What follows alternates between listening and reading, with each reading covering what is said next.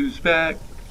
Part 2 of the Silent King single target range build. Broke it out into two things so you had a little time to kind of soak it up. I wanted to talk about pots I run. I will just jump into my pots real quick. When I run pots, I run Flask of Potency, I run Ratatouille, I run Sunlord's Gift, and I run Squash, which is on my belt. I do run Forgers, so I'm working on getting this one. This one I will switch out. I don't really need Forgers, but sometimes the group doesn't. It's not completely set up where they don't have a Portobello or something else, so I like to switch them out between the two. As soon as I get this one fixed up, I'll go ahead and put that one on. It wasn't needed before, so I never messed with trying to get it all upgraded. So, but it is a little better because it does get a little bit of 2% on the combat advantage. Also talk about my back page here. Something I didn't get into. I run 2 damage comps, which are the Neverwinter Knight and the Bateri. I run the Face Spider for the crit strike combat advantage. Raptor. Pretty much 3 of these are always the same, so you can pretty much have those. And then I run combat advantage down here with the Golden Cat's Instinct. This one though, I switched it out. I was originally wearing Minsk, but the Minsk kind of acts funny sometimes and doesn't always proc right. And these stats, I just figured take the flat stats, and it seems to work, about the same. I don't really see a major difference. Minsk kind of bounces anyway. It doesn't always work correctly like it should or is intended to. So using the Face Spider, and it'll just take the flat stats, and I still get about the same amount of damage output anyway. The Golden Cat here, I do use this one on my combat advantage just for a little more combat advantage. You can still use the Vicious Direwolf or any of the other. If you want to switch them out, you can also use some of the other damage comps like the Rat Pup if you really want to switch that out. I do find that just having on the single target the 9% damage is much better as far as dealing some outgoing damage. Also, I want to get back into this, the boons a little bit more, getting a little more depth here. This isn't really talked about a lot. Not as great.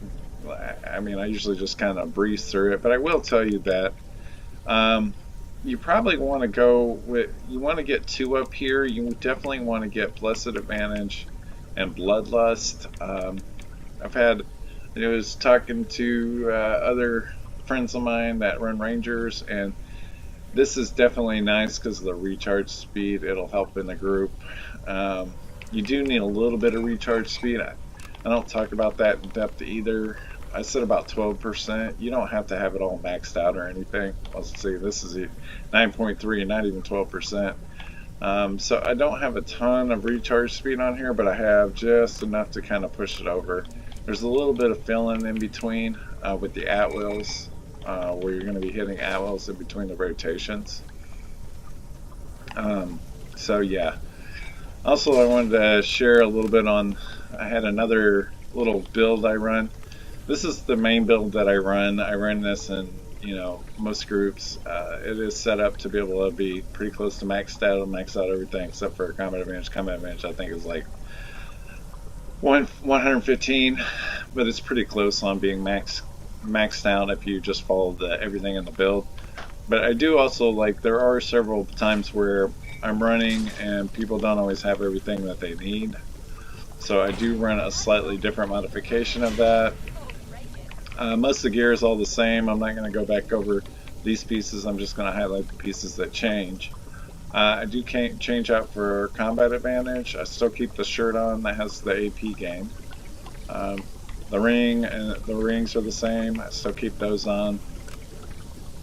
Oh yeah, still keep the power on. That's always a big one. Companions, I do swap my companions for crit strike crit sub, where I did have, which is Divine Judgment. This comes up Sordell or Zariel.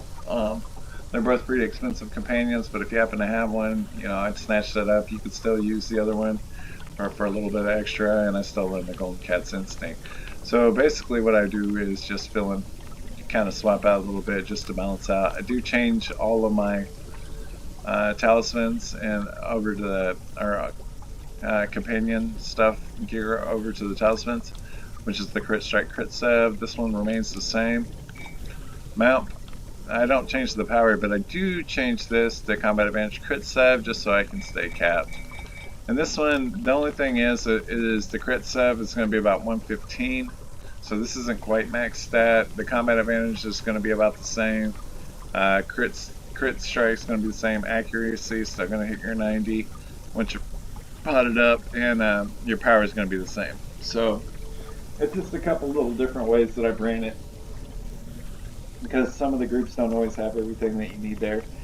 You may have like a runic and not have a mystic, or you know, you may have runic and mystic but not have a portobello. So I need to be able to balance that out a little bit as far as power, and that's why I run like the bracers and I run a couple other things just to make sure I have plenty of power and plenty of my other stats. It's not really a major overhaul of it. The rotations are still the same and things of that nature. I haven't changed any of that stuff, but I do change a couple of the powers and just wanted to kind of bring that up too. Mounts still the same on the back page. Also talk about like starting combat. So a lot of times whenever you first come into combat, the first thing you really need to do is start hitting your at-will. And this just helps with the procs immediately. It doesn't mean you're going to get a full rotation out, because some of the bosses when you first come in, you're literally going to be hitting it for a sec and then you're going directly into the rotation. Don't waste your encounter powers here. This is mainly just for build up, so you can help get your stats up a little bit faster, and just engage in the combat. And then once you get all that done, after you fire off a couple of those, then you can go ahead and go through your normal rotation that I posted in the previous video. So just kind of be wary of that. Also in the rotation, if you notice there's a little bit of delay and you're having to use way too many at-wills and stuff to get your AP back up, you might think about adding something for AP gain. I know some people are completely geared up and they may want to try this.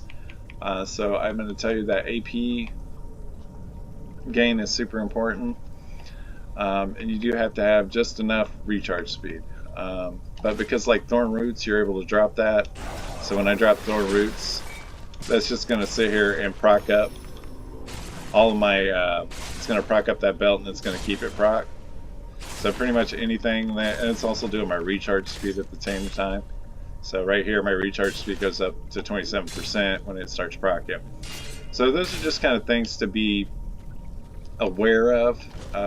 It's actually a lot higher than it looks whenever I show it to you, because you are adding in for the extra percentage here, which is the extra 15% from here, and you will get a little more recharge speed from here as well. From Blessed Advantage whenever you take a heal. So it says whenever you heal or are healed, you got a 10% chance. So that procs a lot, and that'll help with your cooldown. If you got a really good healer that's healing a lot, that's going to proc a ton. But yeah, it's real dependent on the groups. I've also had groups where the healer is very passive in the heals. So I find that these switching out the combat advantage instead of running the 9% crit sev is a little bit better, because what ends up happening is he doesn't heal enough, and when I'm running my full Seagull target, I can run the oak skin. But when I'm running my like AOE style, like the first boss and maybe Emlom, or the second boss in Master Demon Web, or the last boss in MDS, I might be running one of these. So the thing is, I don't have those extra heals, and if he's running passive heals, I may not be getting the good procs off of it. So it's just a way to be able to stay statted up, so I don't have to worry about depending on the healer. I hate gear that is dependent on a certain, somebody doing their job, because every player's, a little bit different on how they play, and there are very healers that heal just fine. They're just a little more passive about it. They don't heal you as much, and then there's others that are healing you probably over healing you, and they're healing you like every 5 seconds. So it depends on the healer, who you're playing with, and how you play it as far as whatever you're running um, for your team.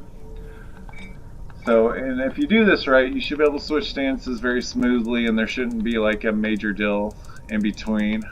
Like I said, you are going to hit the rapid shot as soon as you hit these. And I go through my rotation with my powers and just bomb them out. There is a downtime here, but you can see it comes up fairly quickly. And you can still hit your rotations and hit that and make it go a little faster. But the big one is you need to be able to build that back up. And you can see when I hit, as long as I got that AP, this is just rapid shot. Has a pretty quick build up on AP. Just running it the way I'm running it. So you can see it's going to max out.